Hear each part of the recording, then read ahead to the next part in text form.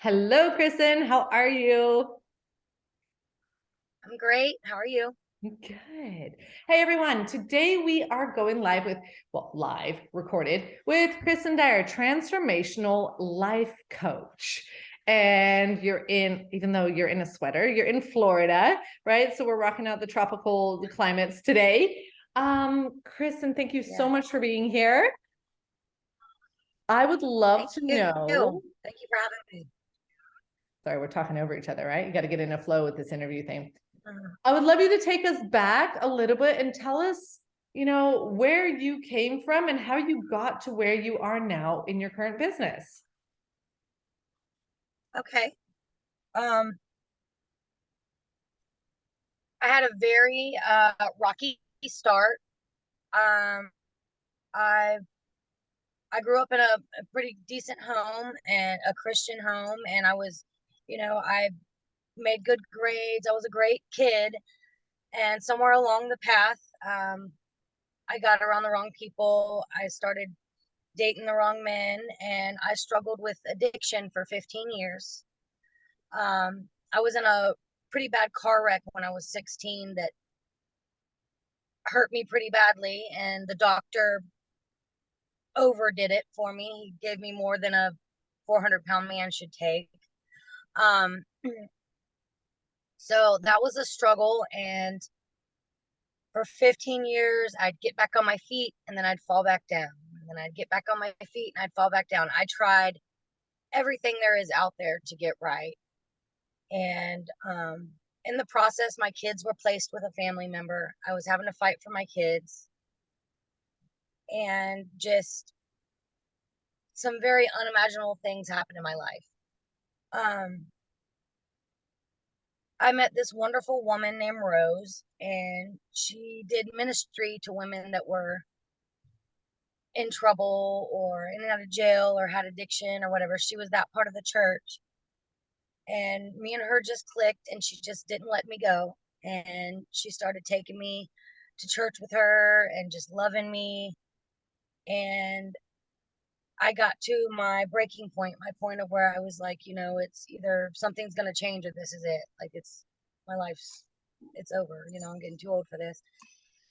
And I decided to give God my all, and amazing things happened. Within 6 months, I had my babies back and a home and a car. I was sober, never looked back. I started going back to school for psychology and ministry. And while I'm studying, I started seeing life coaches pop up. And I really hadn't heard of life coaches. And at the beginning, I kind of was like, 5 steps to your dream life. Okay. I was kind of skeptical about life coaches. But God put a life coach in front of me that loved him and was passionate and real and shared her struggles. And I just clicked with her so well. And I watched her for a while, and it was laid upon my heart that this is what I wanted to do. I wanted to help women that have ugly pasts find their sweet spot, know that they still have so much to give the world and so much to do, and that they don't have to settle. They don't have to settle in crap or mediocre just because society says that their past screwed them up. You can you can make a huge change, and I want to help women do that. Wow. What a journey, right? Because if we're Yeah. going back to an okay childhood, crazy accident when you're 16, going through these cycles of being okay, not okay, and addicted, and pretty much Yeah. losing your kids. And I mean, assuming if you're like 6 months later, I had a home and a car, that you didn't have a home of your own, right? Like all of these things, like really to the extremes, like those pitfalls of I've lost my I family. partied. Yeah. I partied till I was homeless. I was homeless for 3 years. I lost everything: my storage unit, my home, my car. Yeah. And that was my breaking point. Yeah. That was it. Yeah. Yeah. Sorry, go ahead. We're talking over No, each but other. I love this, but it's a great addition, right? Like homeless for three Yeah. years. Like that's like pretty much the deep pit, Yeah. right? And that you came out the other side, right? You clawed your way. You were not giving up on yourself, but that you're also, I'm picking out the golden nuggets here, right? Like you chose inspirational people that resonated with you to surround yourself with, right? You talked about Rose, who helped you find faith and connection and really take a step. And then you talked about this next person who was this life coach who were like, that is speaking to me. I'm trusted, because there's also intuition here, right? Learning to trust yourself again and what will work for you and your own value and confidence in this, right? To now being the person on the other side who's turned around and like, you know what? I'm going to help women who are struggling to make sure they know their worth, that they've got so much to offer. Yeah. That's pretty incredible. So who are the women that you're helping right now? Are they also like people who have gone through addiction, or they're also like lots of different challenges in there? It doesn't have to be addiction. That definitely, but abuse or just rough childhoods. My thing is, so many people have struggles in their past. That's a lot of people do. And there's a lot of help out there for people to get back on their feet. Yeah. But what we don't realize is once we get on our feet, that struggle is a whole different ball game. Like for me, for instance, when I got my kids back, I thought it was going to be this white picket fence. We're just going to love each other and everything was going to be good.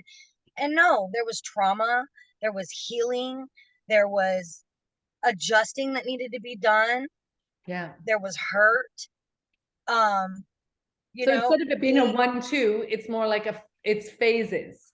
And that's the thing that we don't realize, is that it's phases. It's not like, oh, addiction phase or trauma phase is behind me. Woohoo! This is going to be like the most amazing thing since sliced bread. No, it's like, we're on to the next phase. And this phase too shall have its challenges. And that's why I believe so wholeheartedly in a life coach. And I will always have a life coach of my own. Yeah. Because every season you're in, there brings new challenges, which is also how God helps us grow. But coming from a past and patterns and behaviors and the way we protected ourselves back here is not going to be the same here. Those methods are going to bring us down, and it's going to keep growing each level. Mindset is a huge part of it. Thought processing framework and learning how to, renew your thoughts and emotional resilience is a big part of it. Yep. Absolutely. Learning to self-coach, so when you don't have somebody right up on you talking, you can bring yourself through things. And it's just an ongoing process. Yeah. It's a lifelong journey.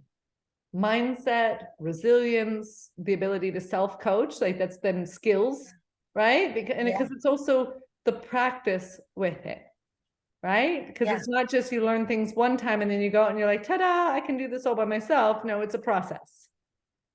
Yeah. And it also helps a life coach, a coach, or, mentor, whatever you choose to work with, is coming from an unbiased position. Yeah. You can't speak to somebody in your life or somebody close to you because they know all your junk in the past and they've got their mindset on one way or one characteristic of yours. Yeah. But if you work with somebody that has no emotion in it, loves you, but comes completely unbiased, they can call you on your crap. And that's what you need. You need somebody to call you on your crap. You need somebody to point out where you're not thinking clearly. Yep. Where you're making emotions become thoughts. And that was one of the biggest game changers for me. Yeah. All those years of trying to get better. Yeah. And that's what I was missing. Someone on your side, and this is the thing I've learned as well with working with different coaches, someone on your side who sometimes believes in you more than you believe in yourself at the moment. Actually, your coach should be the one believing in yourself. And I'm hearing you also bring in that perspective of, you need someone on the outside, right? And it is, I've coached people close to me before, and it is possible when you've trained yourself in being that unbiased person in their life, right? That it doesn't matter, right? It is possible, but I can totally, the having someone on the outside who doesn't have any of that, it makes their life easier too. They don't have to think about being unbiased. They just are unbiased. Right. But also I'm hearing from you, you need to work with someone who comes from a place of love and care, right? Yes. Like it's the perspective of that coach coming in from that good place. And this is what we connected on as well, right? Like wanting to do things that help other people from that deep driven place. And this is what I see a lot of other women entrepreneurs, most of them, right?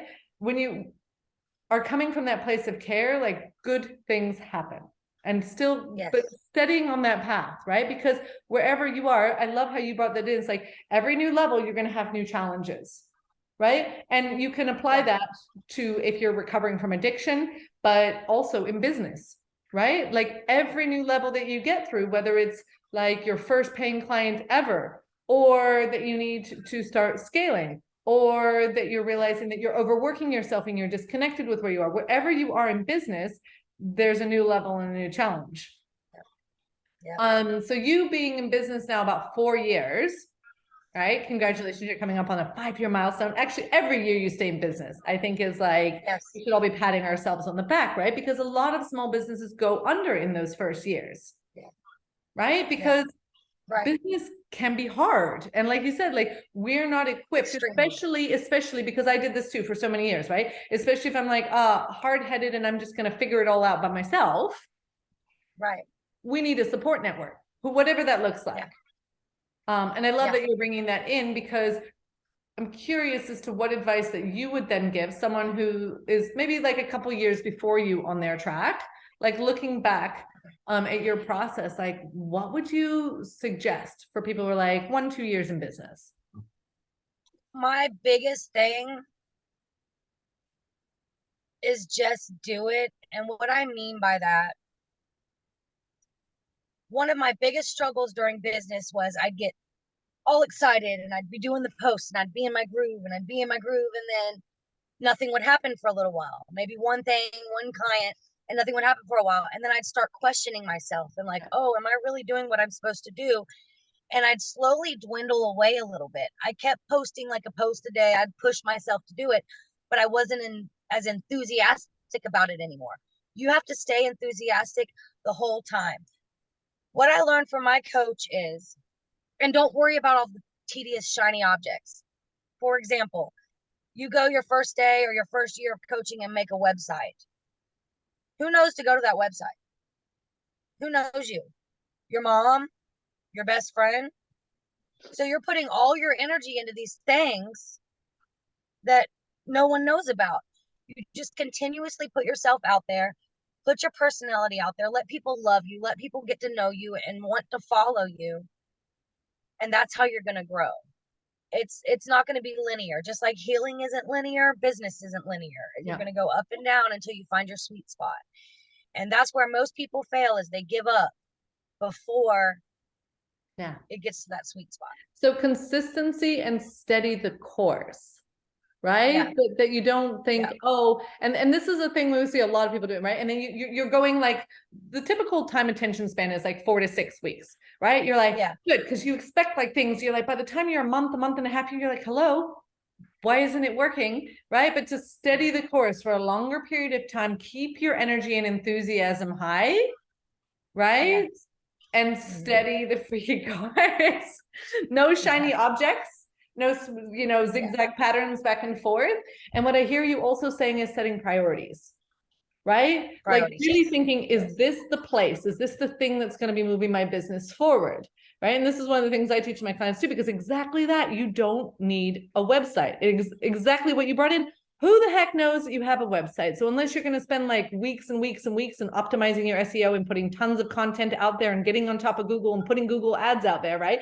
That's one track. You can focus on that, but it's not necessary to build a business. And if I could tell you the thousands and tens of thousands of dollars that my husband put into every time he wanted to change websites, and then doing the reality check with him, like, wait, how many of your clients are coming to you via this website? That reality check, right? Like to look at, like, wait, where are my people? That too, right? Because they have to come to you to get that link. So why not just give them the juice while they're at you at the beginning instead of sending them somewhere else? Keep it simple is what I'm hearing as well. Like when you're putting yourself out there, but I can imagine that you're not just putting yourself out there all over the place, that you've got a focus, right? Yeah. Right. And then you need to know where your people are. So you've got like, yes, right, those elements, but I love that, the tips that you're bringing in. So where you are right now, right? 4 years in, like, I'd love to, what is your plan now? Like, where are you going? well, I've gotten up to, I'm at $5,000 months right now. Amazing. And it's back and forth.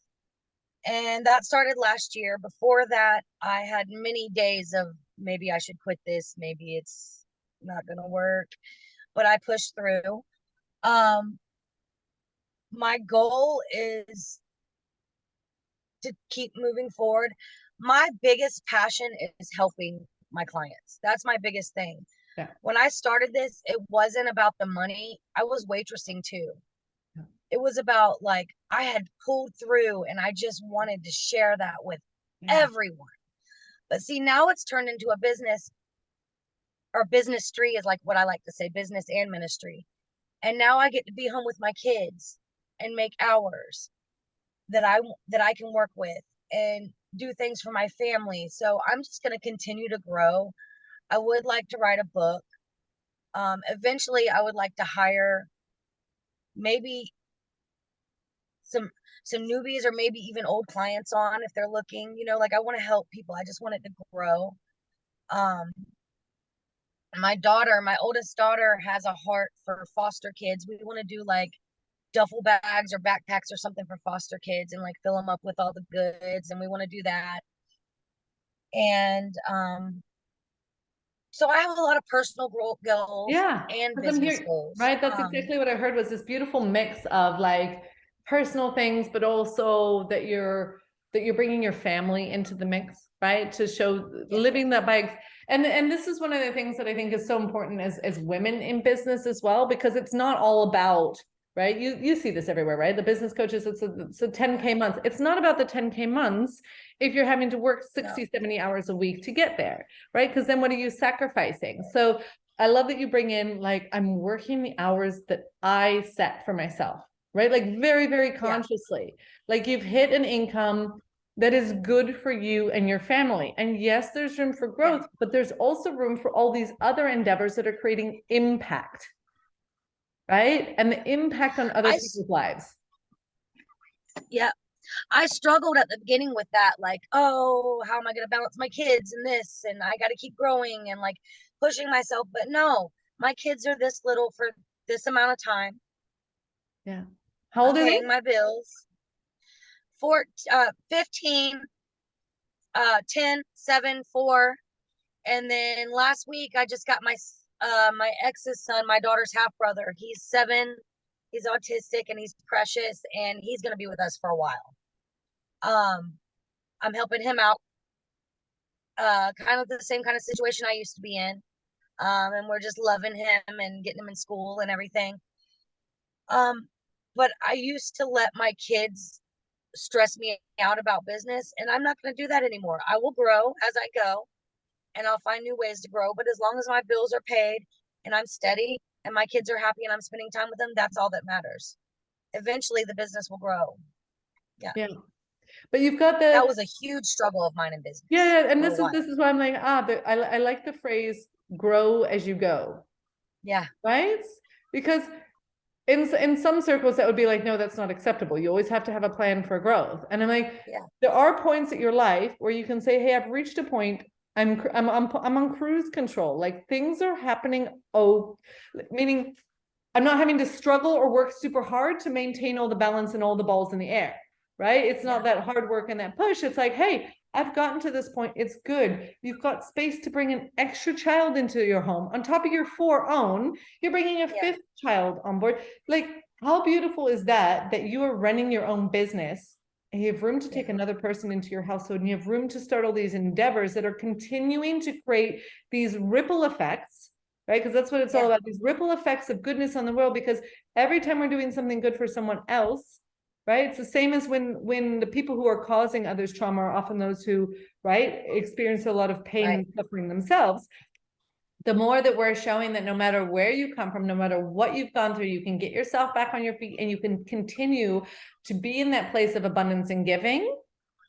Yeah. That's also that positive ripple effect that they're like, maybe me and all my damage in my past, etc., can also do this, right? Not just take care of myself and keep my head above water and surviving, but really like thriving and being able to give back. I find that incredibly inspirational. Yes, thank you. Yeah, scars are power. Yeah. All these one-liners, right? Scars are power. Yeah. The growth as you go. We're gonna have to like create your own quote book, right? You mentioned also writing a book on your list. I'd love to, yeah. Yeah. So, and I can imagine there's so much stuff that you have to bring in, right? To share with other people who have gone through a difficult process, right? And this is the thing, like, no matter what trauma you've gone through, you have something to give. And that's what you're re-inspiring these other women, right? Primarily women that you're working with, that they can get up, dust their shoulders off and keep going and keep providing. And not just, and like, I like this though, they're not just surviving and getting through, but they're moving to that next phase in their life. And they're also understanding as they move to that, this phase brings challenges too. It's not like, oh, I've ditched the addiction or I've ditched the trauma and now I'm moving forward, but it's really like, hey, step at a time. Yeah. And I hear from you patience, right? Like the patience, but also kindness to yourself and kindness to others along the path. Yeah. A lot of times people with this kind of past feel like they're so behind. They feel that they got to go, and they got to do, and they got to keep going. And you can't. You've got to pace yourself. You've got to learn. While we were out hurting ourselves and whatever we were doing, other people were growing and learning and going through life. So we've got a lot of catching up to do.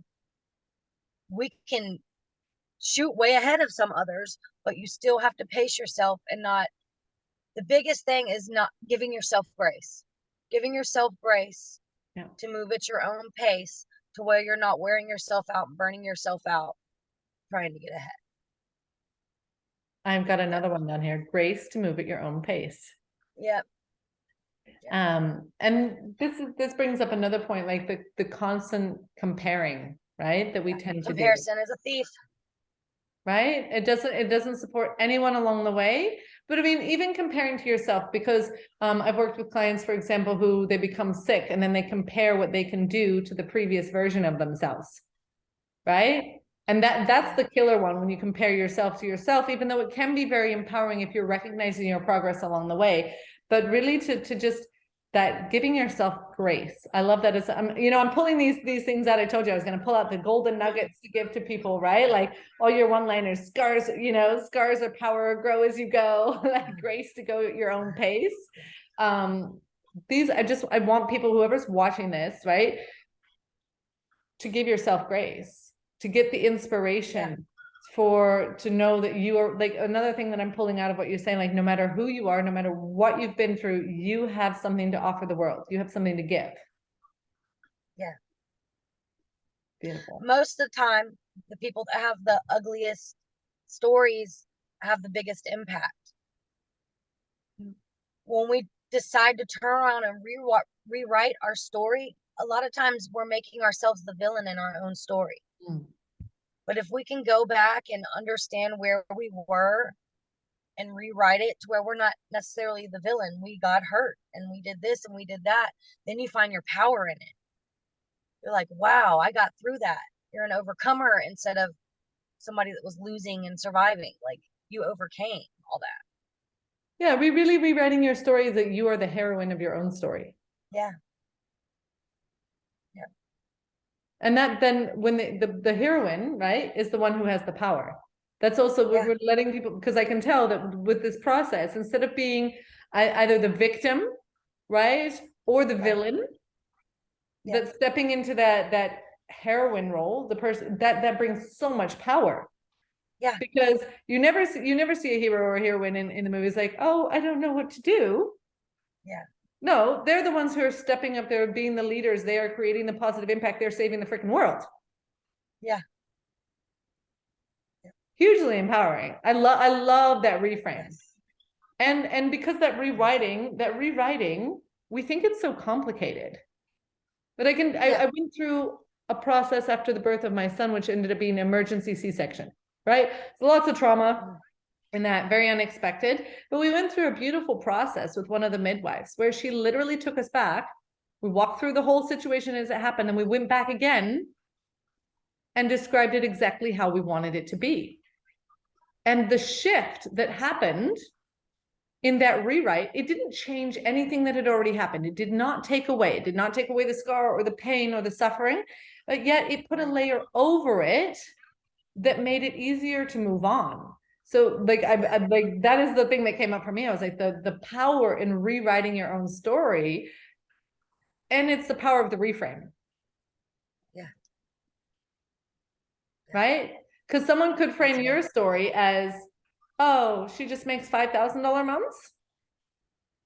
Yep. You know, there's so much more possible. Or this woman is doing $5,000 months and, you know, taking on an extra child and inspiring other women and giving back, right? Like it's the same situation.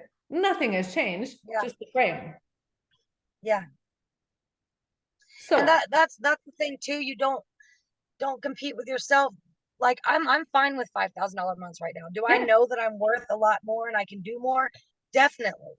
But I'm not going to beat myself up, because I'm not going to burn myself out trying to get up there and take care of my babies, because I'm not going to be good to anyone. You can't pour from an empty cup. Yeah. Yeah.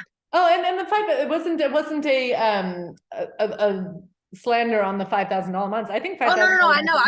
I'm telling others in business. Yeah. I'm telling others in business to make sure that they're just, be okay with yourself and where you're at. You're okay, whatever level you feel comfortable at. Yes, push yourself to grow, but don't push yourself so far that you get to burnout and you can't handle anything. Exactly that. It's There's like a rubber time band. and season for all of it. It's a rubber band, right? Like you want to stretch, because a loose rubber band doesn't hold anything in place, right? You want to stretch, right? To make that progress, but you don't want to stretch so far that you're so tight that you snap. Yeah. So that because when you stretch, what are we going to say? Yeah, when you start operating in that burnt out place, you start doubting yourself and your ability, and you backtrack. Yeah. On so many levels, right? Because health-wise, and because I did health coaching, right? This is why I'm like, preventing burnout is just so much better than trying to recover from burnout, right? It's just wherever you're at, like the prevention aspect of it. So also do look ahead when you're working in your business. If you notice you're getting to that point when you are maxed out on clients, right? That you need to up your prices, right? Or that you need to have a different form of working to kind of to move with that. Just keep yourself in the comfortable stretch instead of the burnout zone. I mean, anyone who's been in a corporate job or had a boss breathing down their neck with a deadline is going to say you don't function better when you're above a certain level of stress, right? It's that healthy level of a little bit of stress, a little bit of push, right? But I think the problem is that we haven't trained ourselves to recognize where that point is. Yeah. And you have to take in all of the factors for you. Like for me, I'm a single mom. Yeah. We have soccer, we have school. I have 4 rambunctious kids running around. I have to take that into account when I'm planning out what I'm doing with my life and my day. Somebody that's sick may need to take into account. Somebody that needs a little extra me time, an introvert that needs some quiet time, you need to take that into account. Everybody's schedule is not going to be the same. You have to provide yourself with your needs that you need to make it work. Yeah. You've got to be happy pursuing your passion. You can't just go. You just can't. You've got to do it. I think what you're bringing in here is fill your own cup. Yeah. Right. Not trying to fill other people's or right. So we covered the comparisonitis, but also that what works for someone else, like you need to really go on that inner path of discovery and find out what works for you. Exactly that difference between introvert, extrovert. An extrovert really may need to have 3 social events a week. Otherwise they won't function as well. Whereas an introvert is like, no, I need to make sure that every day I have time where I'm away from any sort of stimulation and completely by myself. And you can't exactly that. Everyone is going to have a different schedule. And I love that you bring that in, because I've straight up refused to do any after school activities. I'm like, I live in Costa Rica. My kids play outside. They run barefoot. They have dogs at school. They're living this like life that's full of stimulus. I don't need to drive myself crazy by running around after school doing activities on top of it. I offer it as the option, but I'm not going to push them into it, because guess what? They don't seem to want it either. So I see these parents running around like 4 days a week after school to this activity, right? Like theater and swimming and soccer and all these things. And I'm just like, I get exhausted just thinking about it. Right. So exactly like do what fuels you. Yeah. Right. And taking your own context into consideration. And I think it comes back to like giving yourself grace. Yeah. The grace to be you and the grace to do things at your own pace. Yeah. Yeah. I think that's actually, you've got to, that's how you function. You've got to do your pace. And and no not even two people have the functioning. exact same pace. Yeah, I think, but it's more than functioning. It's exactly that you were saying, like what fuels you and what gives you energy is a little different for everyone else. Right. And that's how you keep your passion. There we go. There we go. Yeah. Elaborate, please. You're like, that's how you keep your passion. I want to hear more. Right? Like when you find the thing that you love to do, the thing that just lights you up, you want to keep that sacred to you. And you want to keep being able to pour into those people and help those people. Just like I said before, you can't pour from an empty cup. If I'm running myself ragged, I'm going to be yelling at my kids because I'm tired. I'm going to be doing bare minimum at work. I'm going to be trying to hop off my calls quickly because I'm tired. I'm not going to post from my heart. And that affects everything: my money, my business, my kids, my home life, myself. It's a ripple effect. So why not just be comfortable, slowly push yourself and enjoy your passion and keep it sacred? We're not in a race. It's not a race. It's that journey, right? It's remembering to slow down and enjoy your journey and not try and get to the end, that gold at the end of the rainbow, right? Yeah. Oh, beautifully said. I think this is such a natural point to actually just like round off this interview. So in the comments of whatever, I'm going to make sure that people have links, that they know how to find you, that they know how to follow you. Any last parting words of wisdom to the women watching this?